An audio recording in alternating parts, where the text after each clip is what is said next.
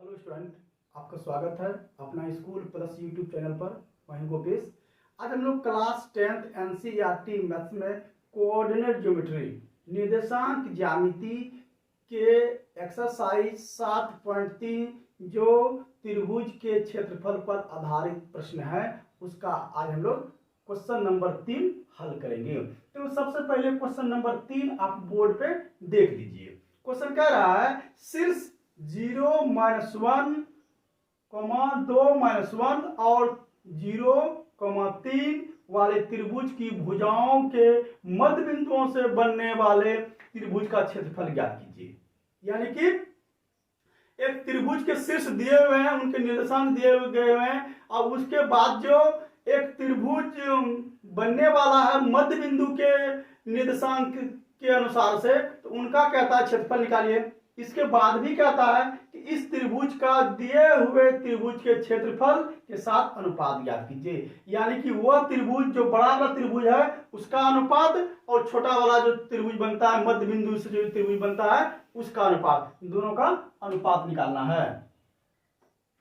तो question number 3, एक त्रिभुज देख लीजिए हम लोग कैसे बनाते हैं। एक त्रिभुज बना लिया। सपोज इसका शीर्ष ए बी सी मान लिया। ये दिया हुआ है 0-1, इसके बाद दिया हुआ है 2-1, इसके बाद दिया हुआ है 0-3, ये दिया हुआ है। तो माना कि त्रिभुज नहीं भी लिखने चलेगा लेकिन हम लिख देते हैं। माना कि ए बी सी एक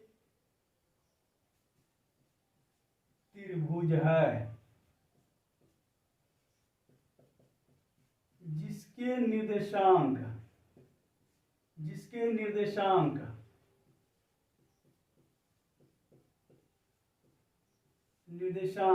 ए दिया हुआ है 0-1, बी दिया हुआ है 2-1 और सी दिया हुआ है 0-3 है। ठीक है, इतना देने के बाद ये कहता है इसका मध्य बिंदु यानी ए बी का मध्य बिंदु भी कुछ होगा। तो लिखे तो ए बी का मध्य बिंदु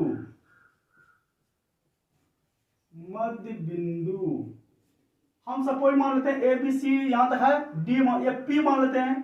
पी का निर्देशांक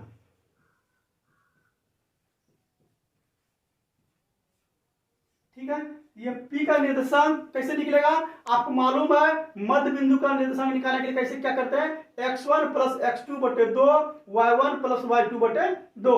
तो मान लीजिए x1 y1 x2 y2, ठीक है। तो ये रहा आपका ए बी का मध्य बिंदु पे एक बिंदु P माने है जो मध्य बिंदु होगा। इसका सूत्र क्या होगा 0+2 यानी कि x1 0+2 बटे 2 और -1 + 1 बटे 2। ठीक है, सूत्र लिखना कोई जरूरी नहीं है क्योंकि आप लोग जानते हैं।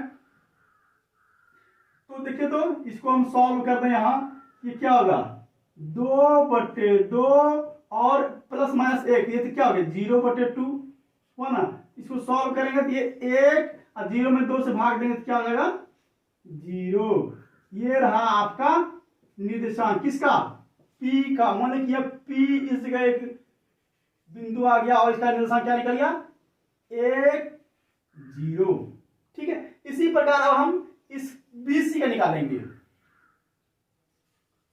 BC का मध्य बिंदु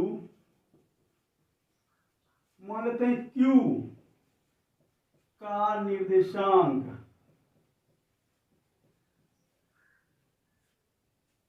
अब देखिए तो x1 y1 x2 y2, तो 2 + 0 बटे 2, इसके बाद 1 + 3 बटे 2। ठीक है, अब देखिए तो 2 + 0 क्या होगा 2 होगा, 2/2 और 1 + 3 कितना हो गया 4/2। इसका निकालेंगे तो ये 1 और 2 हो जाएगा। तो सपोज हम लेते हैं Q यहां ले लिया और इसका निर्देशांक हो गया 1 2। इसी प्रकार हम AC का निकालेंगे, AC का मध्य बिंदु,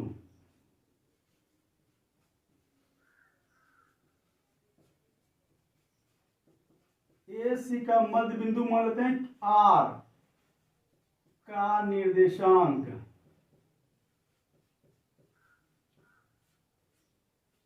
फिर x1 y1 x2 y2, तो 0 प्लस 0 ना, x1 प्लस x2 तो 0 प्लस 0 बटे 2 और फिर -1 प्लस 3 बटे 2।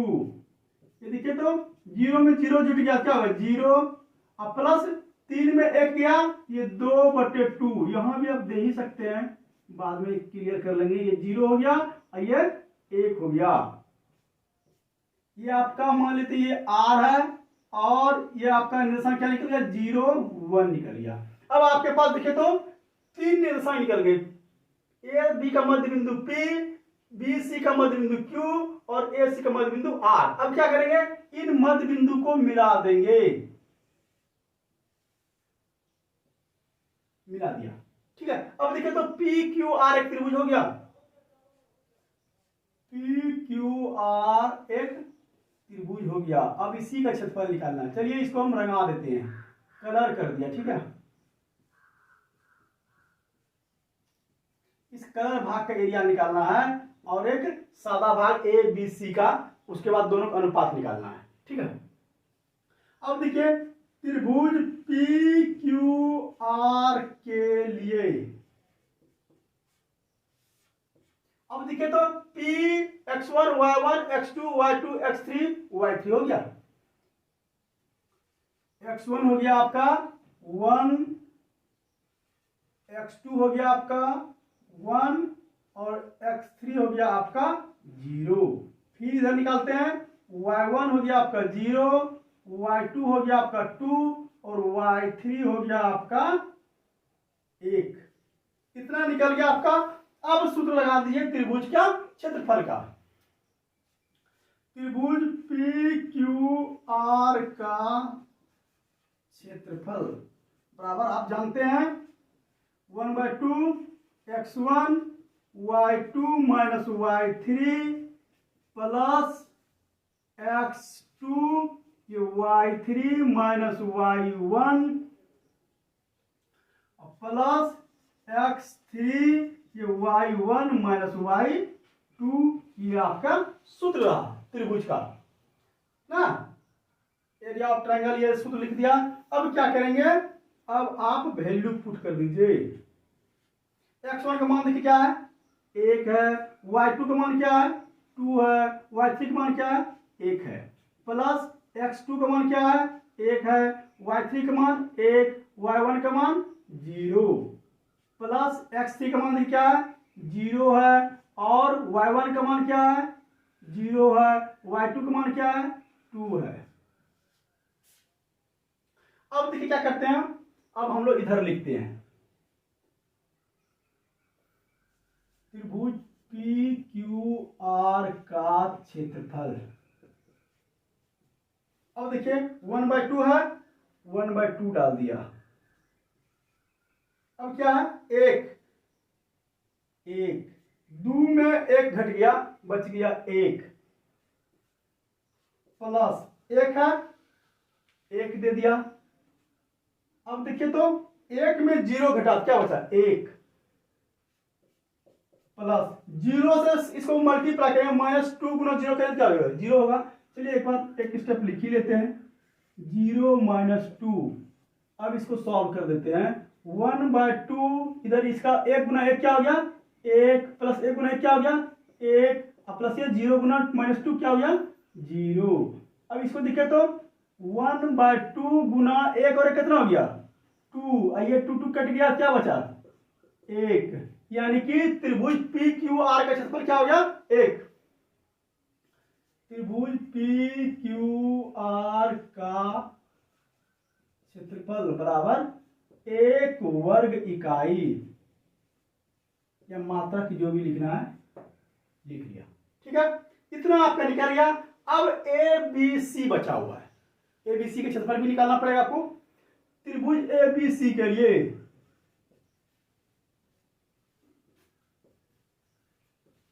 एबीसी के लिए ए x1 y1 x2 y2 x3 y3 ना जी। तो x1 क्या हो गया आपका 0, x2 क्या हो गया आपका 2, x3 क्या हो गया आपका x3 है 0, y1 क्या हो गया आपका -1, y2 क्या हो गया आपका 1 और y3 क्या हो गया आपका 3। इतना चीज आप पहले भी निकाले, यहां भी इसलिए निकाल लेते हैं कि आपको कैलकुलेशन करने में इधर देखना नहीं पड़े और आप मिस ना कर दें माइनस प्लस में किसी अंक को। तो अब लगा देते हैं त्रिभुज एबीसी का क्षेत्रफल, फार्मूला लगा दिया। ये हो गया 1/2 x1 y2 minus y3 plus x2 y3 minus y1 plus x3 से y1 माइनस y2, ये आपका फॉर्मूला लग गया। अब देखिए अब का मान आपके पास दिया हुआ है, x1 का मान क्या है 0, 0 लगा दिया। y2 का मान 1 माइनस y3 का मान 3, x2 का मान क्या है 2, y3 का मान 3, y1 का मान -1, x3 का मान 0, y1 का मान -1 माइनस y2 का मान 1, कितना लग गया। ये 0 से गुना करेंगे क्या हो जाएगा 0 -2, 1 में 3 गया। आप यहां भी कर सकते हैं, डायरेक्ट 0 कर सकते हैं, इस जगह कोई दिक्कत नहीं है। अब 2 ये माइनस क्या हो जाएगा प्लस, प्लस 3 कितना हो गया 1 प्लस 3 प्लस 1 कर देते हैं, अब प्लस 0 -2, माइनस माइनस प्लस, चिन्ह माइनस का 1/2, ये 0 हो गया, 0 का -2 0, अब प्लस देखे तो 3 1 4, 2 गुना 4, अब प्लस ये भी 0, ये 1/2 गुना कितना हो गया 4 गुना 8, ये कट गया, क्या बचा 4, यानी कि 4 किसका त्रिभुज ए बी सी का क्षेत्रफल बराबर 4 वर्ग इकाई। ये हो गया आपके पास, दोनों चीज निकल गया, दोनों का त्रिभुज, इसका भी निकल गया और बड़े वाले का भी निकल गया। ठीक है, अब देखिए हम लोग क्या करते हैं, अनुपात निकालते हैं। तो पहले जो प्रश्न में दिया रहता है उस अनुपात को पहले लेंगे, जो बाद में दिया उसको बाद में क्रमशः लेंगे। त्रिभुज पी क्यू आर का क्षेत्रफल अनुपात त्रिभुज ए बी सी का क्षेत्रफल। तो त्रिभुज पी क्यू का क्या निकला, देखिए तो 1 निकला ना, 1 अनुपात ए बी सी का क्या निकला है 4, यही आपके आंसर हो गए। तो आशा है कि 1:4 त्रिभुज का ये एरिया निकल गया, आप समझ पाए होंगे। अब हम लोग क्वेश्चन नंबर नेक्स्ट चलेंगे। क्वेश्चन नंबर 4 बोर्ड पे देख पा रहे होंगे। क्वेश्चन नंबर कह रहा है उस चतुर्भुज का क्षेत्रफल ज्ञात कीजिए जिसके शीर्ष इसी क्रम में दिए हुए हैं। एक क्रम में चतुर्भुज के शीर्ष दिए हुए हैं, जैसे कि हम चलते हैं,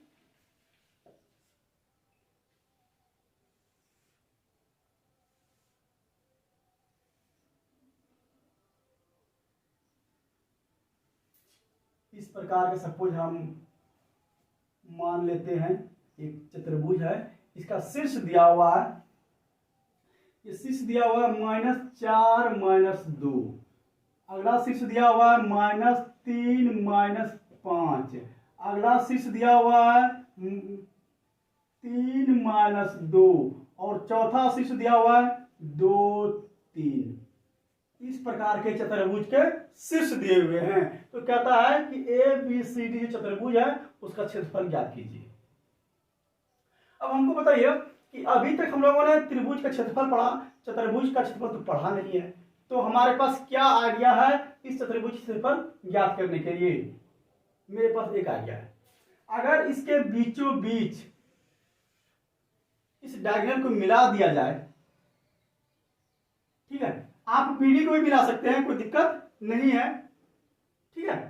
तो इसका क्षेत्रफल निकाल लेंगे, इस त्रिभुज के क्षेत्रफल और इस त्रिभुज के क्षेत्रफल निकाल लेंगे, दोनों को क्या करेंगे, जोड़ देंगे, तो चतुर्भुज बन गया।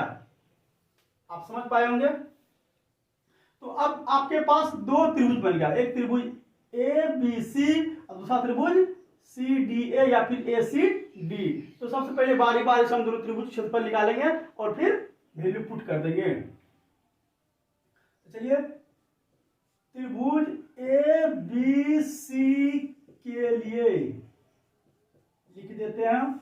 यहां देखिए, तो इसके लिए x1 y1 x2 y2 x3 y3 ये हो गया।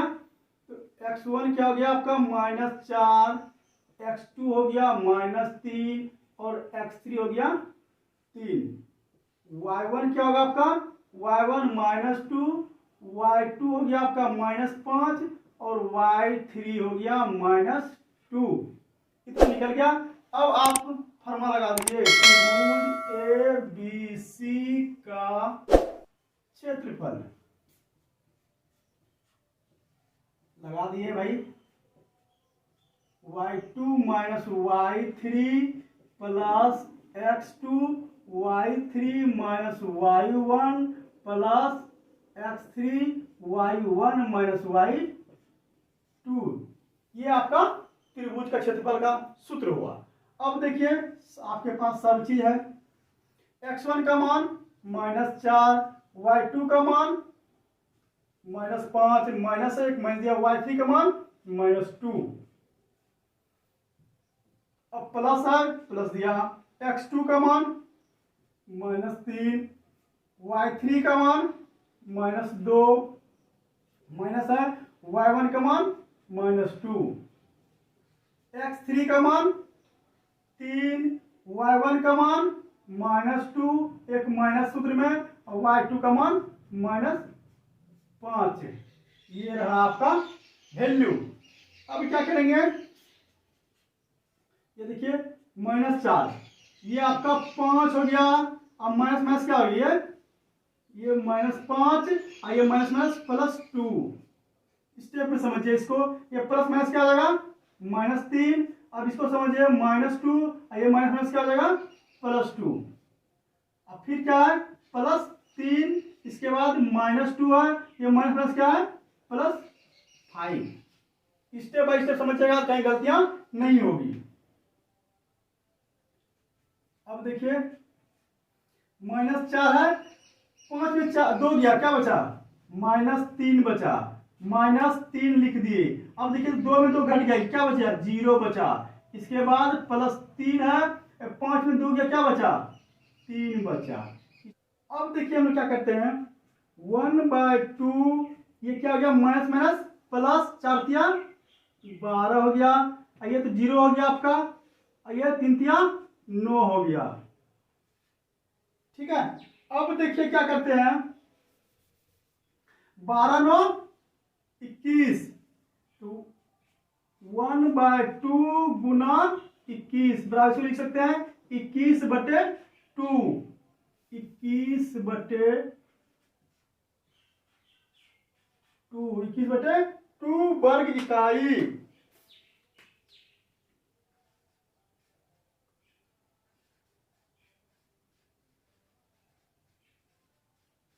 ये निकल गया आपका एक त्रिभुज क्षेत्रफल निकल गया। ठीक है, इस त्रिभुज क्षेत्रफल हम लोग निकाल चुके हैं। अब हमको क्या निकालना है, ACD का क्षेत्रफल। त्रिभुज ACD के लिए अब देखिए ACD ना, इसको हम x1 मान लेते हैं -4, x2 हो गया आपका 3, x3 हो गया आपका 2, y1 हो गया आपका -2, y2 हो गया आपका -2 और y3 हो गया आपका 3। ये निकल गया आपका वैल्यू। अब क्या करेंगे, त्रिभुज ACD का क्षेत्रफल निकालेंगे।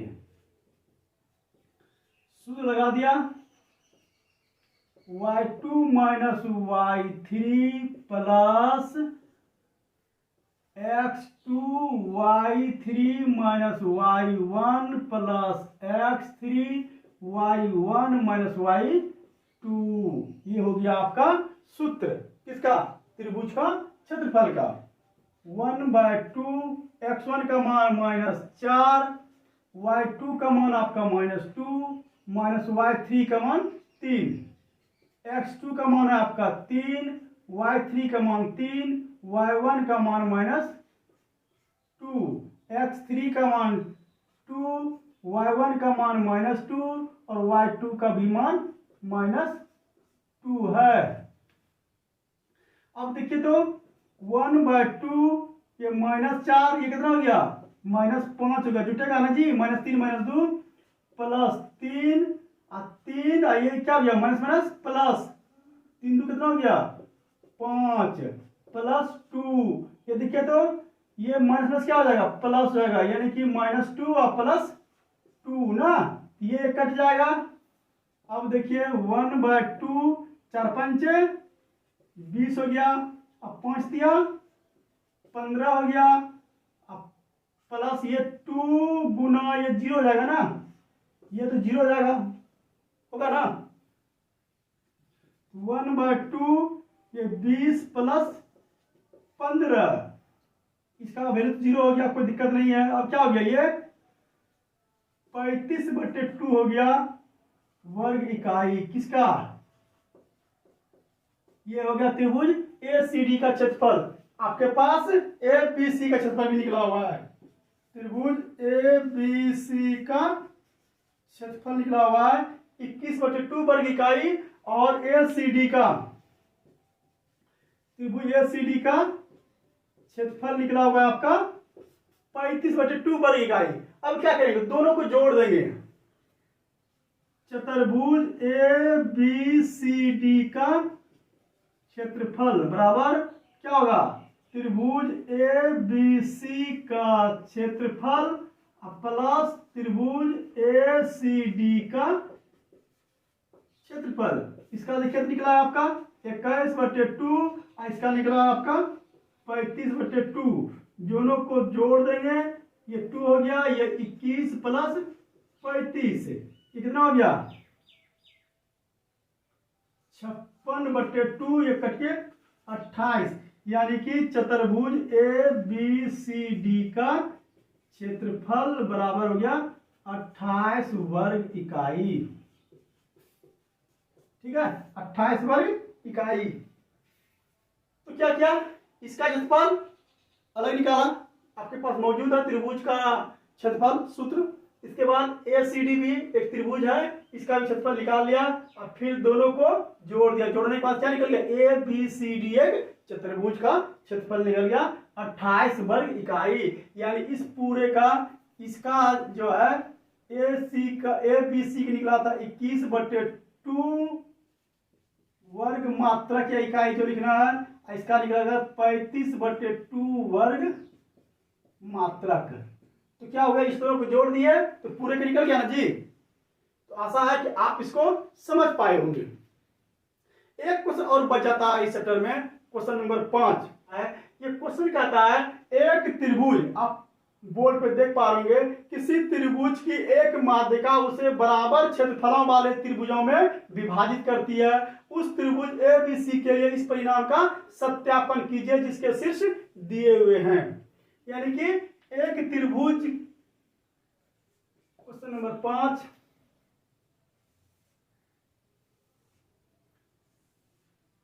ये A हो गया, ये B हो गया, ये C हो गया।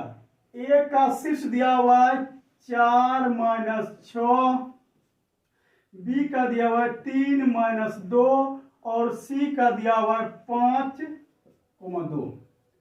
इसके बाद कहता है कि इसके एक माध्यिका भी है जो बराबर क्षेत्रफलों में उसे विभाजित करती है। माना कि D BC का मध्य बिंदु है, चूंकि ये माध्यिका कह रहा है इसे बराबर बराबर क्षेत्रफलों में विभाजित करती है। माना कि ABC एक त्रिभुज है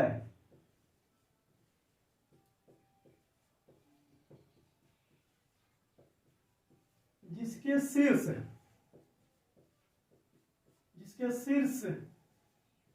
ए 4 - 6, बी 3 - 2 और सी 5 2 है। ठीक है, अब ये कहता है इसे बराबर क्षेत्रफल में विभाजित करता है। इसका मतलब ये माध्यिका है, एडी एक माध्यिका है जो बीसी को समविभाग करती है। तो इसका मतलब है कि बीडी और डीसी बराबर होगा, और बीसी और बीडी और डीसी जब बराबर होगा तो इसका मतलब डी क्या होगा, मध्य बिंदु है। जबकि डी एक मध्य बिंदु है। मध्य बिंदु है तो डी मध्य बिंदु का निर्देशांक क्या निकल जाएगा, मध्य बिंदु डी का निर्देशांक बताइए तो x1 y1 x2 y2 ये क्या हो जाएगा, 3 + 5/2 और -2 + 2/2 होगा ना। ये क्या हो गया 8/2 और ये 0 2 में 2 गया 0/2, ये क्या निकल गया आपका 4 0 निकल गया। इसका मतलब है डी का क्या हो गया निर्देशांक 4 0। अब देखिए तो जब ये बराबर बराबर भागों में विभाजित करती है इसका मतलब है ए बी डी एक त्रिभुज और ए डी सी दो त्रिभुज, दोनों का क्षेत्रफल क्या होगा आपस में बराबर होगा। इस त्रिभुज का क्षेत्रफल हमें बराबर करके सत्यापित करना है। इसका मतलब दोनों त्रिभुज के क्षेत्रफल हमें निकालना होगा। तो त्रिभुज ए बी डी निकालिए। त्रिभुज ए बी डी के लिए तो x1 y1 x A B D तो x1 y1 x2 y2 x3 y3, x1 बराबर 4, x2 बराबर 3, x3 बराबर 4, y1 बराबर आपका -6, y2 बराबर -2 और y3 बराबर 2 हो गया। ठीक है, इतना निकल गया। अब क्या करेंगे, अब त्रिभुज ए बी डी का क्षेत्रफल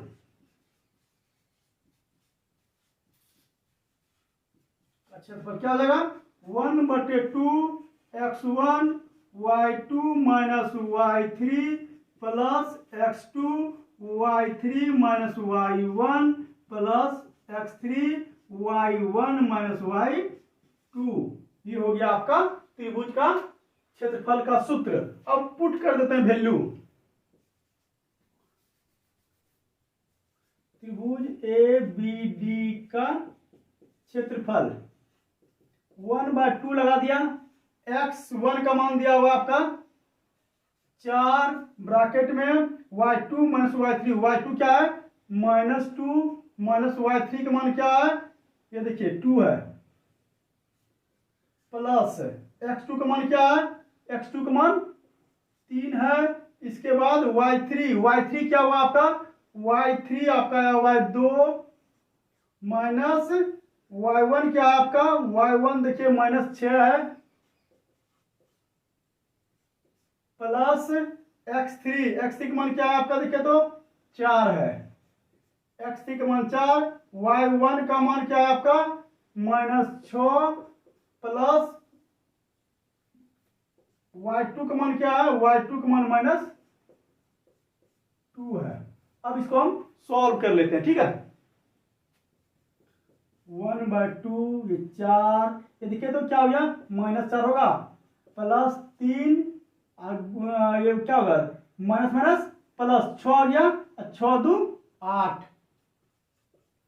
प्लस 4 है, ये देखिए तो माइनस प्लस 6 ये कितना हो जाएगा -4। ठीक है, 1/2 ये 4 चौक 16 हो गया, प्लस 8 दिया 24 हो गया, ये माइनस प्लस -16 हो गया। अब देखिए तो 1/2 ये 16 और 16 जुट जाएगा कितना हो गया -32 प्लस 24। ठीक है, अब देखिए तो ये कितना हो गया 1/2 गुना -8 ये कितना कट गया 4, यानी कि ये 4 वर्ग इकाई, वर्ग मात्रक लिख देते हैं। अब देखिए माइनस में किसी का भी क्षेत्रफल नहीं आता है, ठीक है। इसका मतलब है त्रिभुज ए बी डी का क्षेत्रफल बराबर 4 वर्ग इकाई, ये निकल गया। अब क्या करेंगे, अब दूसरे त्रिभुज का क्षेत्रफल हमें निकालना है। दूसरा त्रिभुज कौन सा निकलेगा, दूसरा त्रिभुज आपका निकलेगा एडीसी। एडीसी का क्षेत्रफल निकालेंगे।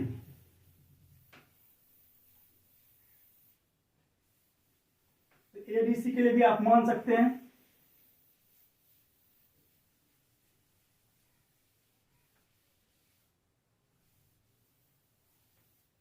चलिए एक निकल गया। अब त्रिभुज एडीसी का क्षेत्रफल, डीसी के लिए आपके सहूलियत के अनुसार हम ये मानते हैं, कोई जरूरी नहीं है। एडीसी के लिए क्या हो गया, x1 हो गया 4, x2 हो गया आपका 4 और x3 हो गया आपका 5, y1 हो गया -6, y2 हो गया आपका 2 और y3 भी हो गया आपका 2, ठीक है। अब देखिए त्रिभुज एडीसी का क्षेत्रफल लगा दिया formula, x1 y2 y3 plus x2 y3 y1 plus x3, इधर लिखते नीचे x3 y1 y2, ये फॉर्मूला आपका लग गया। हाँ, अब क्या कीजिएगा, वैल्यू पुट कर सकते हैं। 1/2 x1 का वैल्यू क्या निकला हुआ है 4, y2 y3, y2 क्या आपका 2 -2 प्लस x2 का मान क्या है, ये देखिए x2 का मान भी 4 है, और यहाँ क्या है y3 2 y1 क्या है आपका -6 प्लस x3 क्या है 5, y1 का मान क्या है -6 y2 का मान क्या है 2। चलिए कैलकुलेशन हम इधर करते हैं। देखिए तो त्रिभुज एडीसी का क्षेत्रफल 1/2। अब देखिए ये 2 में 2 घट गया, क्या बचा 0, 4 गुना 0 प्लस, अब देखिए तो ये माइनस माइनस क्या हो गया प्लस, तो 4 गुना 6 2 8 प्लस, अब देखिए तो 5 है यहाँ, 5 गुना, अब -6 -2 कितना हो गया -8, यही ना, इसका वैल्यू खत्म हो गया।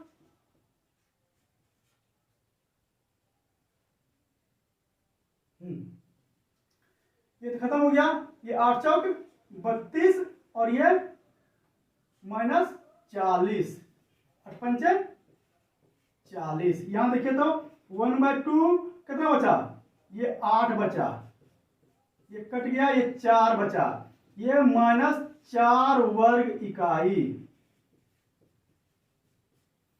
ये त्रिभुज एबीडी का क्षेत्रफल, आपको पहले ही बोला है कि एरिया कभी भी माइनस में नहीं होगा, इसलिए आप सीधा लिख दीजिए 4 वर्ग इकाई, या मात्रक जो लिखना है।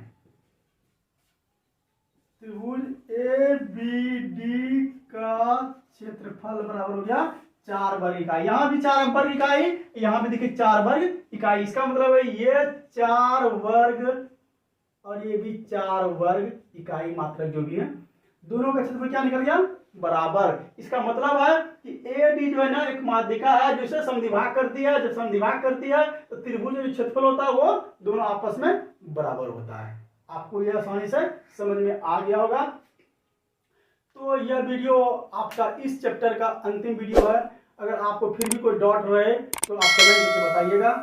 अगले हम लोग, अगर आप कमेंट करके बताइएगा कि हमें अमुक एक्सरसाइज ही आना चाहिए, वीडियो बनना चाहिए, तो मैं बनाऊंगा, अन्यथा मैं त्रिकोणमिति नेक्स्ट डे वीडियो लेकर के आऊंगा। हमारे चैनल पर अगर आप नए हैं तो सब्सक्राइब कर लीजिए। तब तक के लिए जय हिंद।